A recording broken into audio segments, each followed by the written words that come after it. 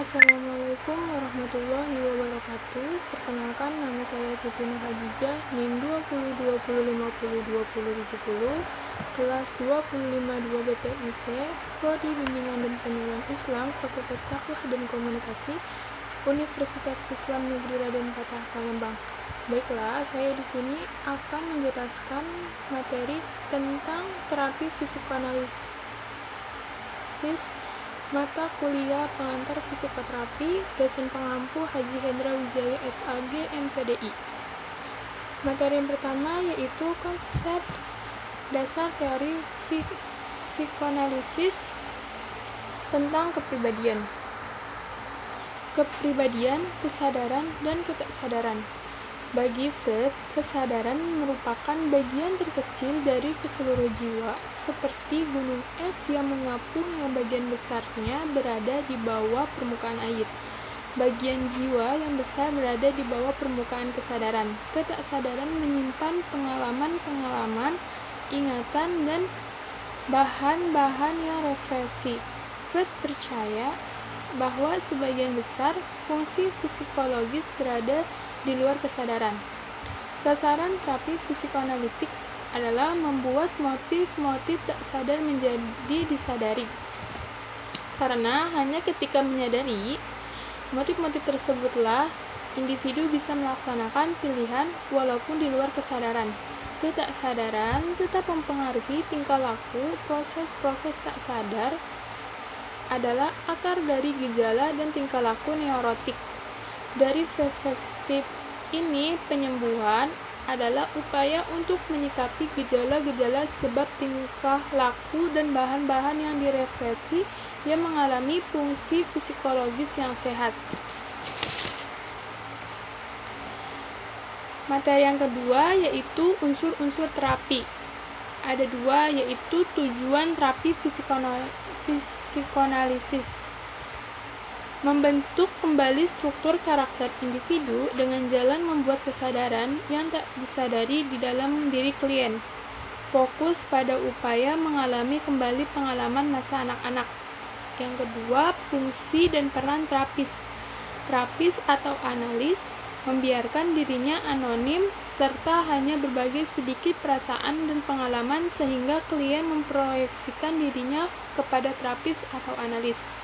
Peran terapis membantu klien dalam mencapai kesadaran diri, kejujuran, keefektifan, dan melakukan hubungan personal dalam menangani kecemasan serta realitis.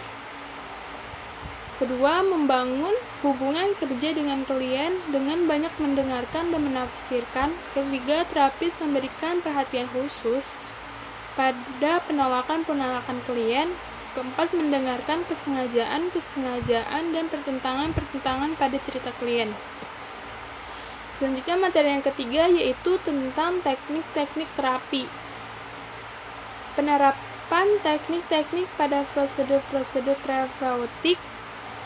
4 teknik dasar terapi psikoanalitik adalah 1. Asosiasi bebas. Asosiasi bebas adalah suatu metode pemanggilan kembali pengalaman-pengalaman masa lampau dan melepas emosi-emosi yang berkaitan dengan situasi traumatik di masa lampau yang dikenal dengan sebutan katarsis. Selama proses asosiasi bebas berlangsung, tugas analis adalah mengenali bahan yang direfleksi dan kurung di dalam ketaksadaran. Penghalang-penghalang atau pengacau-pengacau oleh klien terhadap asosiasi merupakan isyarat bagi adanya bahan yang membangkitkan kecemasan. Kedua, analisis traferensi. Traferensi merupakan inti dari terapi psikoanalitik. Traferensi dalam proses terapeutik ketika urusan yang tidak selesai di masa lalu klien dengan orang-orang yang mempengaruhi menyebabkan dia mendistorsi masa sekarang. Analisis referensi adalah teknik yang utama dalam psikoanalisis sebab mendorong klien untuk menghidupkan kembali masa lampaunya dalam terapi. Ia memungkinkan klien mampu memperoleh pemahaman atau sifat dari fiksasi dan derivasi dan menyajikan pemahaman tentang pengaruh masa lampau terhadap kehidupannya sekarang. Ketiga, analisis resistensi. Resistensi adalah sesuatu yang melawan kelangsungan terapi dan mencegah klien mengemukakan bahan yang tidak disadari.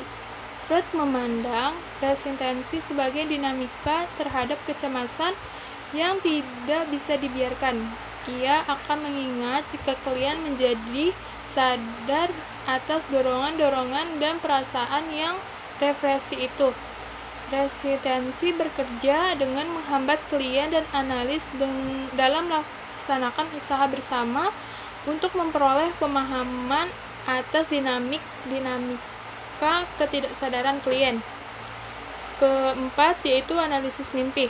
Analisis mimpi adalah sebuah prosedur yang penting untuk menyingkapi bahan yang tidak disadari dan memberikan kepada klien pemahaman atas beberapa area masalah yang tidak terselesaikan selama tidur, pertahanan melemah, dan perasaan yang referensi muncul ke permukaan. Freud memandang mimpi sebagai jalan istimewa menuju ketidaksadaran, karena melalui mimpi hasrat, kebutuhan, dan ketakutan yang tidak disadari diungkapkan. Mimpi memiliki dua taraf, yaitu isi laten dan isi manifest. Sekian materi yang saya sampaikan. Wassalamualaikum warahmatullahi wabarakatuh.